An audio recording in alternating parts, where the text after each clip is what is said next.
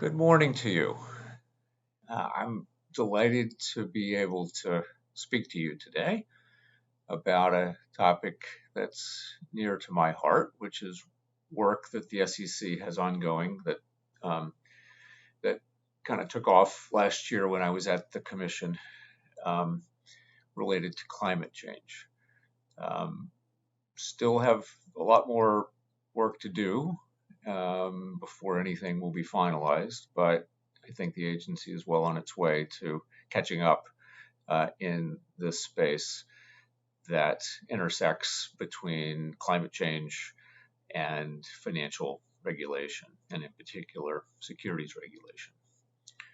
I thought I would say a few things that characterize the overall process and the main point, one that's, I think, pretty straightforward, but really true. Major regulatory changes of any kind, even of a piece of an overall regulatory change, uh, happen at the end of a very long road. This is not something that happens overnight or over a month or even over a year. It takes many, many years for these kinds of shifts to occur. Second overall theme I'll try to be weaving in is just how many different people have to participate and contribute without always aligning or agreeing or even knowing about each other's efforts along the way. And then the third theme that I'll weave in is a few, distinct lessons, things that were surprising, at least to me, about how to think about policy issues and implementation of a global nature that affect people around the world. So to set the stage, I'll say a few words about how climate disclosures got to the top of the Commission's agenda. First, who were the players in the lead up to this, in the multi-year effort? So I'll go back a long time. The NRDC, a nonprofit, pretty established environmental nonprofit that's been active in the United States at least since the 70s, long before actually global warming and climate change were top of mind for anyone. They're an important player. Obviously, climate scientists who did discover and then began to write about and analyze and make better understood the overall fact of climate change, the United Nations IPCC, for example. That's the center of the actual climate change evolution. That's obviously a big piece of this. And then I could give you just a very long laundry list of different regulatory agencies that have been involved, not just the SEC, who I'll talk mainly about, but obviously the EPA has been a player, international financial reporting standards, the IFRS board has been an active player, the European Commission for the European Union has set up and outsourced, in effect, to a group called EFRAG, is a player. IOSCO, International Collaborative Multilateral Securities Regulator Body. The banking regulators, the FSB, has been an important player. I could go on. There are other regulatory agencies for different governments, all actively involved in this process. And then there's some really focused non-governmental organizations that are more specialized than the basic environmental nonprofits.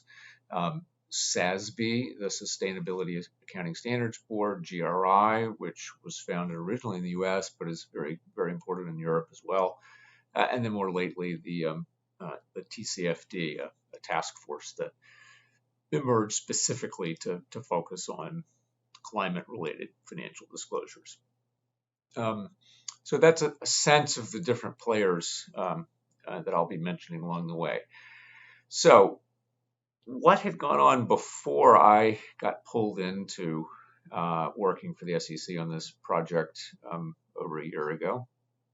Well, one thing to know is if you go back to 2010, so that's 12 years ago now, 11 years ago, the then chair of the SEC, Mary Shapiro,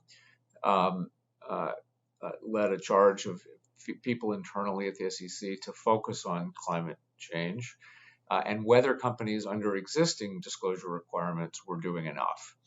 And they concluded no, they weren't. and they put out some guidance. Not a rule, nothing binding, but nevertheless strongly encouraging companies to look harder at the effects of climate change. And so that's a first step that helped pave the way to last year's efforts that are ongoing. In the last few years, as the drumbeat and attention to climate change has grown over time pretty much consistently, even under President Trump and Chair Jay Clayton, who Trump appointed to run the SEC, there was renewed attention to this topic, and there were reviews of disclosures and speeches and the like, and that kind of paved the way for ongoing engagement between both sides of the political aisle about whether the existing rule set at the SEC was enough. With different views, obviously, about that, still emerging as the current project unfolds. Perhaps not surprising, there would be political disagreement about such a topic. In 2019, I participated at the time as a member of the Investor Advisory Committee at the SEC, and we had a panel discussion where we brought people in to talk about climate as well as a range of other environmental and social issues that had been increasingly seen as important to investors. And we heard from witnesses of a variety of kinds, not just the NGOs, but also from companies and from investors themselves. And it was kind of a free-ranging discussion, didn't really produce any direct outcome other than information. The chair, again, Jay Clayton and the rest of the commission at the time listened and took it all in. And there were some, I think, thoughts given even at the time to beginning a project, but nothing really came of that directly. Then a year later, I helped, again, at the advisory committee level. I was just a member of the advisory committee. I helped support another member, Allison Bennington, who was a representative of an investor, asset manager, who co-led the effort to create a recommendation that the commission do more to require disclosures that would touch on climate, among other things. So that was all in the background. That was work that had been percolating, thinking. Many people participated already, even in what I've just sketched. The IEC alone had 15, 20 members, and then their supporting staff. And go back to the SEC guidance in 2010, that was the effort of a large team of staff members. But it really was, of course, the Biden election that meant that once the results were in, people knew that the SEC would be led by a new chair come January, and that chair for the interim would be another commissioner, because of course it takes a while for a new full-time chair to be fully confirmed by the Senate in the U.S. And the person who was picked was one of the existing commissioners, Allison Lee. And Allison thought that this topic should be an important priority for the commission, and it should be a priority that was sufficiently important and one that was sufficiently urgent that she really wanted to get going on it before a new chair would be likely to be confirmed. Jay Clayton had taken until from January until August to get confirmed, so that's 8 months, and that's a long time to not do anything on a major priority. So she really wanted to get going, and essentially that was the pitch to me. Please come on board and help on that project along with others from January until we get a new chair in place. And so that was the basis on which I agreed to work at the commission last year. Initially, I was in corporate finance, and then I became general counsel. So that was the lead up. Now let me talk a little bit about the substance.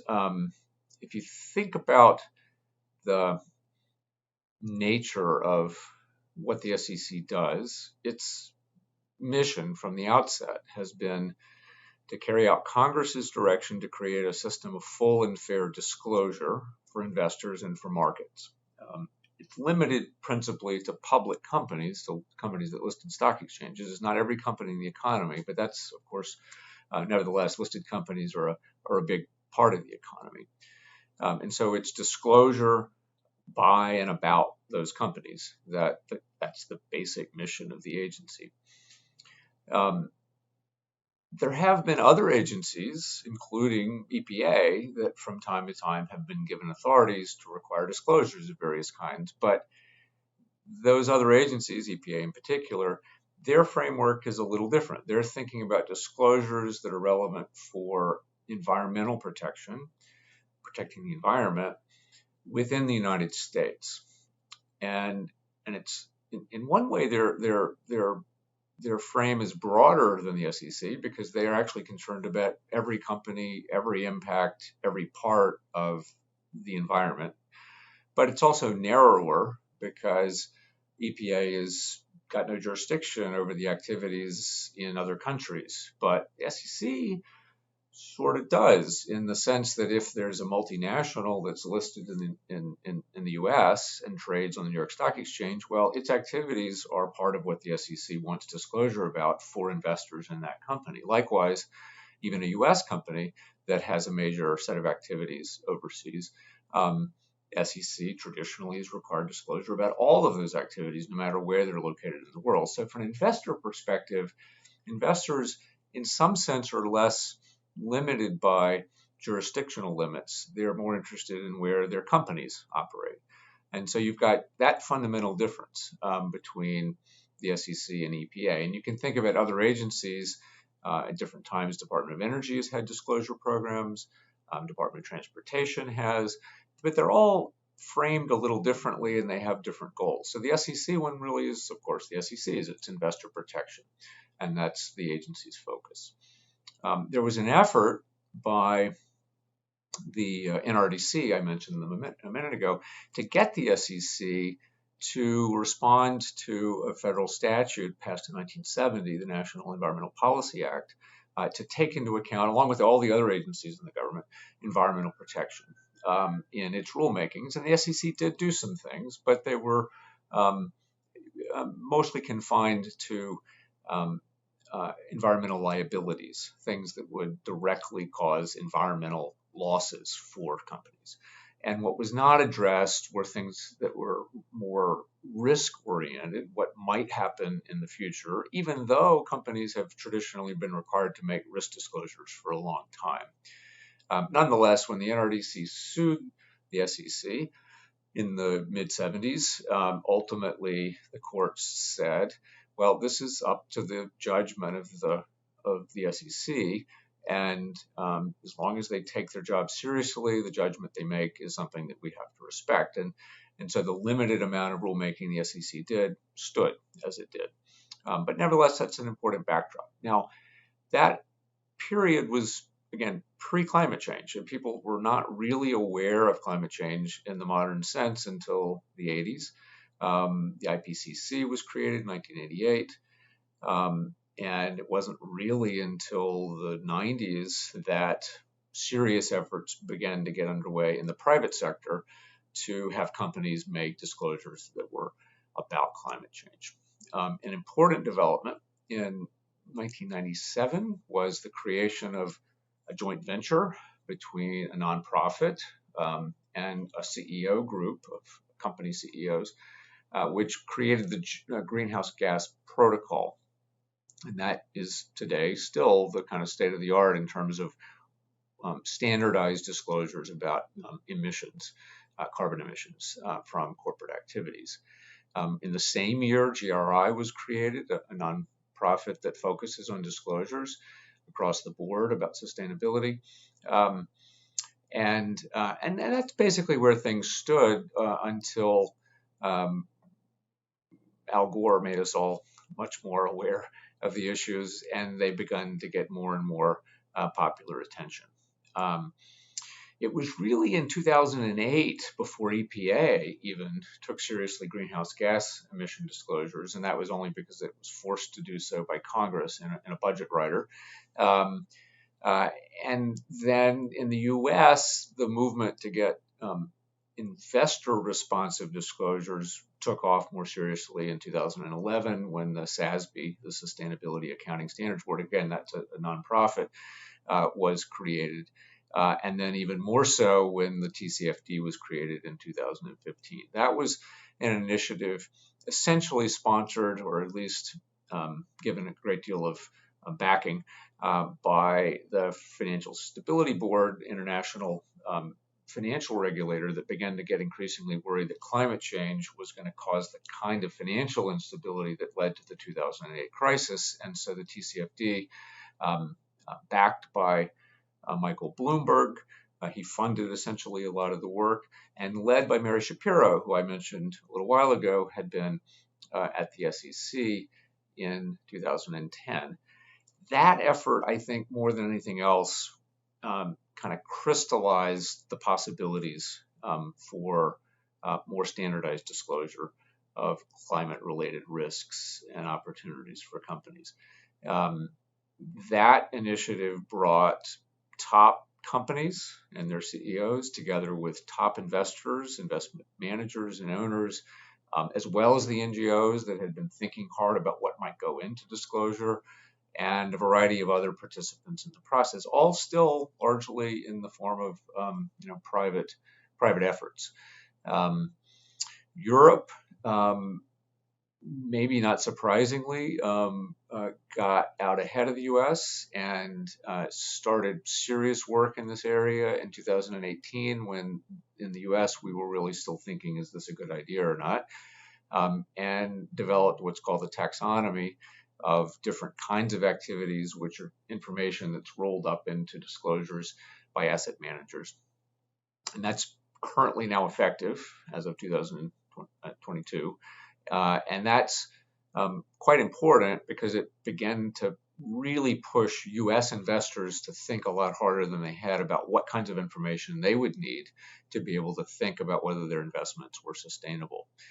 And then finally, as another little lead up here, and then I'll finally turn to the work, was IFRS, the International Financial Reporting Standards body. They began consultations in 2020, again, before the US really engaged, before our Biden presidential election, before this became a live political possibility in the United States. That was already underway.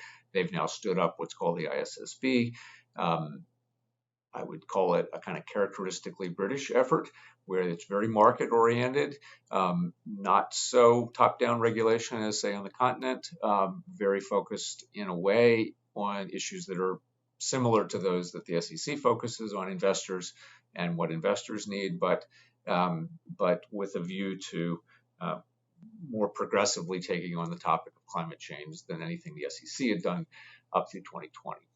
So that's all background. Those are the kinds of complementary building blocks that were kind of elevating the topic of climate change disclosure until we get to the time of the Biden election.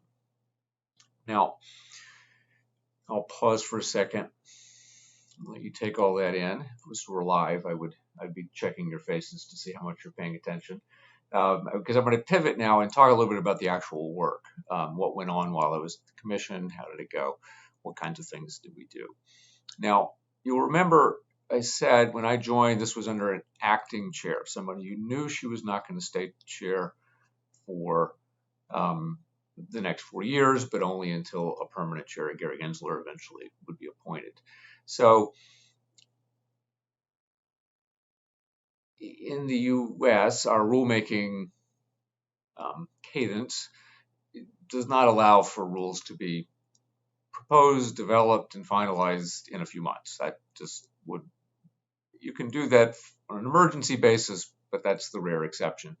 And although you might think of climate change as a kind of emergency, it's not so emergency that would justify an exception to the normal process. The normal process is a year or two. So the group of us that joined in January of 2021 kind of knew we were going to be working in the interim to get things going, but wouldn't really be able to finalize anything. So the typical thing that one thinks about there is what can we do to gather information short of a full rule proposal? And so we worked together. Allison Lee herself really took the lead in developing a request for comment to create an open file to send a good signal to the public that we were serious about this and that we really wanted input. And we began to gather and got thousands and thousands of comments from people who were, for the most part, supportive, of course, some skeptics, which is exactly the point of a public comment process, a range of views about what could be done and might be done. And that ultimately informed the pending rule proposal that's underway right now. In addition, we could take advantage of existing tools at the agency that the agency reviews on a continuous basis, corporate disclosures. So we took a hard look at what the climate disclosures had been and confirmed what had already been reported by private reviewers, that companies were all over the map and how they were reporting on climate risks. Even in sectors that are clearly going to be affected, that are already being affected, even by physical risks like storms and floods and the like, you found very variable disclosures. And so that effort of reviewing the disclosures in a serious way was the second thing that we got underway right away. We also began planning and researching the topic. We formed little working teams. We started coordinating with friends at the EPA who could help us on the technical side. In other governmental agencies, there's a whole variety of different federal governments that are active in the climate space, obviously. We began talking to the financial regulators, the bank regulators, insurance regulators, all of whom have an interest in overseeing their institutions and the risk they take relative to climate. And so we're all thinking about the same issues through different lenses and sharing notes about what might or might not be done. And that's domestic. In addition, there is and was and continued to be an ever-increasing amount of international work, multilateral, unilateral efforts. And here, I think I'm going to touch on one thing I learned through this process that maybe should have been obvious before I went in, but became very clear to me. Because different agencies in different countries have different political environments, different authorities, and different missions, even when they have the same basic functional job, they approach a common problem in different ways. So the US SEC is similar to what stock exchanges do in many countries, and is also similar, takes on a role that's similar to what some private standard setting bodies do in other countries, such as IFRS in the United Kingdom, and is also similar in some ways to more substantive regulators on the European continent. But each of those different political environments and the authorities that they've been willing to give to their different agents vary, and the missions that they've been given vary. So in Europe in particular, they've had a tradition, at least since World War II, of thinking about large companies, especially the largest listed companies, stock exchange listed companies, as important components of their political, economic, and social system. They don't want another world war. They don't want to be fighting with each other. So they think a little bit differently about large companies than we do in the United States. And so the powers of the agencies that oversee those large companies and the kinds of disclosures they're expected to make just differ in kind, reflecting a slightly broader and different understanding of the mission of disclosure in those countries than in the United States. And even between the United Kingdom and the US, again, different political role that the SEC plays relative to the quasi-public, quasi-private agencies that do the same thing in England. There's always a funny mystery to me about the way in which the United Kingdom works. They seem to function with less formal binding constraints, less litigation. It seems to work for them, but they just do it differently than we do. And so those are just some of the kinds of differences. And because of those differences, even though there's a global problem, a global set of similar functional challenges, what kind of disclosure about climate risk should companies be making around the world, the agencies inevitably came at this through different paths. Now, the fact that there were differences did not mean that we were, ignoring each other. We weren't. We were in constant communication. There was some degree of coordination. There are actually coordinating multilateral activities run through different organizations. IOSCO is one of them. There are others that bring agencies around the world together to talk about common problems, partly reflecting the differences. These multilateral efforts often don't produce actionable rules or laws, but they do guide the process. They certainly inform it, and they often keep people at least moving along similar paths, if not exactly the same path. There are some conflicts, and there are some real differences. So in Europe, on the continent especially, reflecting their very different political tradition, their disclosure thinking is very squarely got both investors but also society as a double lens through which they think about things. In the U.S., we also care about society. It's not as if it's irrelevant, but it's kind of, it comes in only indirectly. My favorite example here is think about something long-standing. It's been a challenge in the U.S. Asbestos. 50 years ago, asbestos was not really viewed as a risk or a problem. It then became a problem. People realized its health harms. It also became a financial risk. And companies in thinking about what to disclose started to take on the social impacts that they were having into their financial disclosures. And so their investors started to care and demand information about it. And global warming and climate are no different in that way.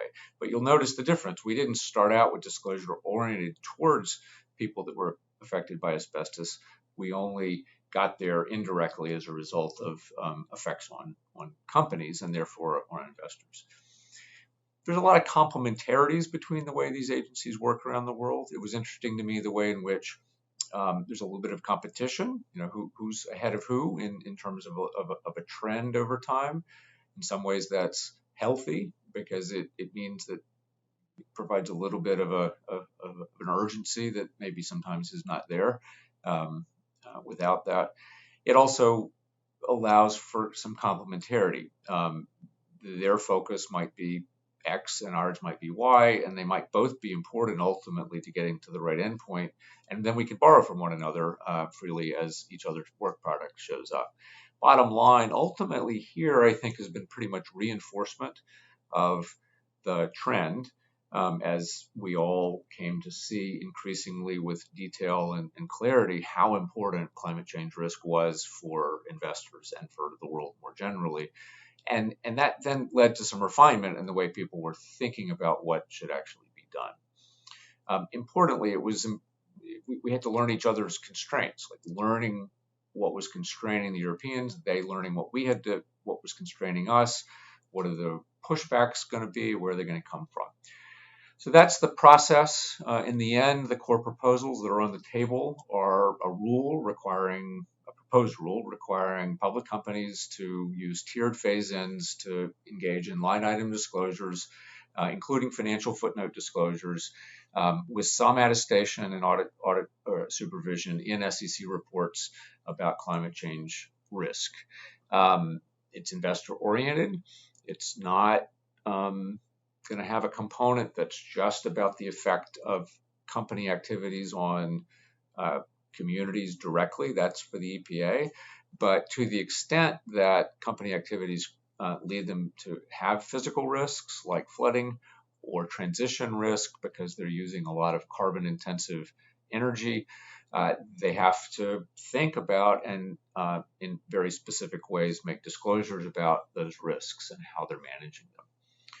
What do I think the likely consequences of this rule, if adopted, will be? Well, the first thing it'll be sued about. The commission almost certainly will be sued, maybe more than once, in more than one court. It'll be challenged as unauthorized, as arbitrary, as too expensive. That's just the nature of the American political system. Again, a difference between us and England and Europe. I look a little fondly at the fact that they can pass a rule and that's the end of it, whereas here we have to defend it in court repeatedly. I'm not at the agency anymore, so it won't literally be me defending it, but I will be watching with some interest. More importantly, because I'm quite confident in the end the rule as proposed will survive court challenge, at least in its basic core, it's going to produce a lot of data, which will be good for investors and the public to be able to improve capital asset pricing, to make investments in carbon reducing technology more feasible to finance. It'll sharpen the degree to which activities that are going to produce bad risks for companies will be discouraged, but purely through capital markets. And that's exactly the way we want our investors to be able to influence the companies that they own through capital pricing.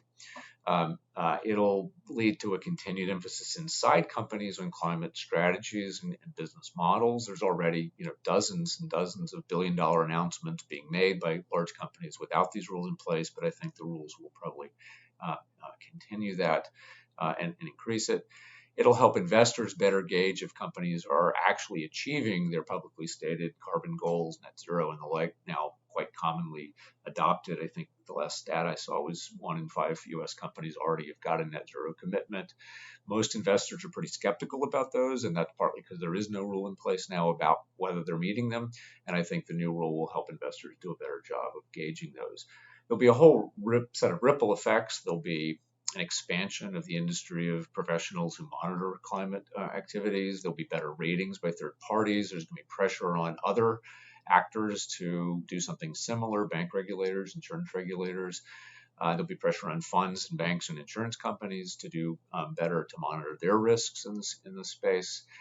There are building blocks then for other financial regulators to use by looking at public company disclosures, and there'll be a reinforcement back to that international set of trends that I was talking about. It'll spur the Europeans to go faster than they might otherwise do to see the SEC moving forward. There is one, I think, ongoing challenge that this current rule proposal does not really address, but it's illustrative again of how long the road has to be for anything that's complicated and important in a public facing space like climate change. And even within the narrow and more focused area that the SEC has charge of, there's going to be a need for updating. So, for example, the current rule doesn't really get into a whole lot of detail about how companies should think about offsets. If they're emitting carbon gases in this part of their activity, can they sequester it somewhere else and have it offset and be able to meet their targets that way? Right now, there's nothing really about that because there isn't really a consensus in the private sector or through NGOs or environmental groups about how to count offsets, how to measure them, which ones are real, which ones are fake, which ones are greenwashing, which ones are actually serious. So that's in the future. There will be unintended consequences. I'm sure there are going to be holes and gaps that people spot in the pending rule. The science is going to continue to evolve. And yet, unfortunately, again, one of the major constraints in the US legal system is that an agency like the SEC is not allowed in a clean, simple way to just dynamically incorporate what other people come up with. So it couldn't simply say, well, there's this TCFD group. It's private, but basically quite multilateral in its composition. We think their work product is pretty good, so we're going to just automatically incorporate whatever they come up with. Even if the agency were to periodically review it, that all by itself probably would raise very strong legal challenges. And so there's nothing really in the current rule proposal to dynamically adapt over time. That means the agency will probably have to come back to this set of issues in the future, and you don't know what the political landscape is going to be when that happens. And so I think there's going to be a continued very political struggle to keep what's been proposed up to date and to adapt it reasonably. I think a very likely consequence of that constraint on the U.S. is that the British, in particular, the ISSB that's been created to handle climate disclosure for British listed companies, they, on the other hand, they're much more nimble. They're dedicated to this topic in a way the SEC is not. They've essentially hired a lot of the staff of the ASB, and they will perform that dynamic role. And I think multinational companies and investors are going to increasingly look to their standards because they'll be kept up to date. And I think then that will put pressure internally in the US for the SEC periodically to reflect those changes. And that's an illustration of the different political dynamics. I think we will probably get to a final rule that's pretty good sooner, but then it'll not be a durable one, whereas the SSB is a little bit more consultative, a little bit more informal, will take a little longer to get its work done, won't be sued about, and then even more importantly, we'll be able to keep it up to date over time. And that's just an inherent challenge for a global regulatory system that's inherently fragmented in part by national boundaries. So with that, I think I've gone over my time, but I'm delighted to share all this with you. Just, lessons for those of you in the trenches in different areas. The building blocks that I laid out here go back, 40 years if you count the overall environmental SEC interaction, and even if you just focus on climate change, 20 years. It takes time for those issues to get onto the agenda. But when they do, the work of prior players really matters.